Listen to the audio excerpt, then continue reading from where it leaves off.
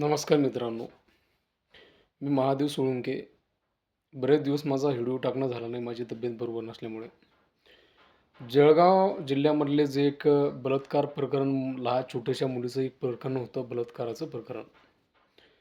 त्या नराधामाने त्या मुलीवरती अमानुष छळ करून त्या मुलीची हत्या त्या ठिकाणी केली. स्थानिक जिल्ह्यातल्या अनेक लोकांनी त्या ठिकाणी वाटेल तेवढा प्रयत्न त्या ठिकाणी केला. त्यांनी सर्वांनी एकजुटीने ते लढले. संपूर्ण महाराष्ट्रामध्ये ते वातावरण लोकांच्या भावना दुखवण्याचं काम त्या ठिकाणी त्या वातावरणामुळे झालं.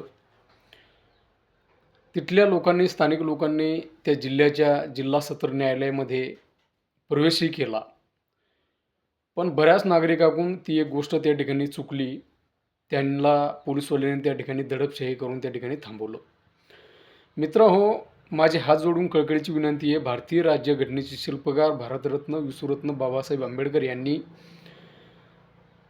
त्या ठिकाणी मसुदा समितीच्या वेळेला एक संभाषण त्या ठिकाणी केलं होतं. जनतेला संबोधित केलं होतं की तोंड देऊन न्याय मिळत नसेल तर तोंडात देऊन न्याय मिळवा.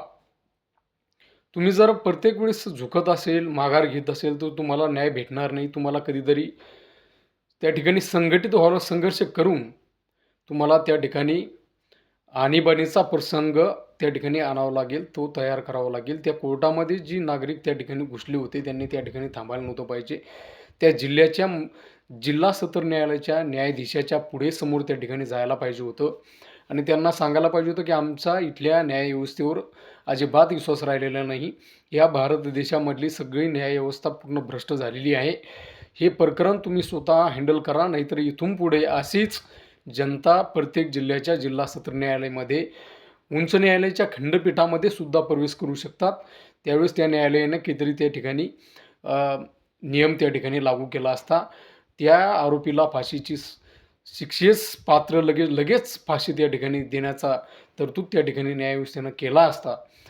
पण लोकांनी त्या ठिकाणी माघार घेतली. इथून पुढे माझी विनंती आहे, न्यायव्यवस्थेवरती आपण अवलंबून आहे, पण न्यायव्यवस्था पूर्ण थंड झालेलं आहे. न्यायव्यवस्था भ्रष्ट झालेली आहे असा माझा त्या ठिकाणी आरोप आहे. मी जालन्याच्या जिल्हा सत्र न्यायालयाच्या प्रांगणामध्ये आंदोलन मागं केलं, त्यावेळेस मला कळून चुकलं ही न्यायव्यवस्थासुद्धा भ्रष्ट झालेली आहे. न्यायव्यवस्था भ्रष्ट झाल्याच्या नंतर इथे हुकुमशाही चालू झाली अशी 100% त्या ठिकाणी गृहीत धरायला काही हरकत नाही. इथून पुढे आपण न्यायव्यवस्थेच्या मागं लागल्याशिवाय आपल्याला जमणार नाही. ही बाकीची यंत्रणा, पोलीस डिपार्टमेंट, हे राज्य सरकार हे पूर्ण भ्रष्ट झालेलं आहे. इथे जनतेनं आता माघार घ्यायची नाही, एवढीच माझी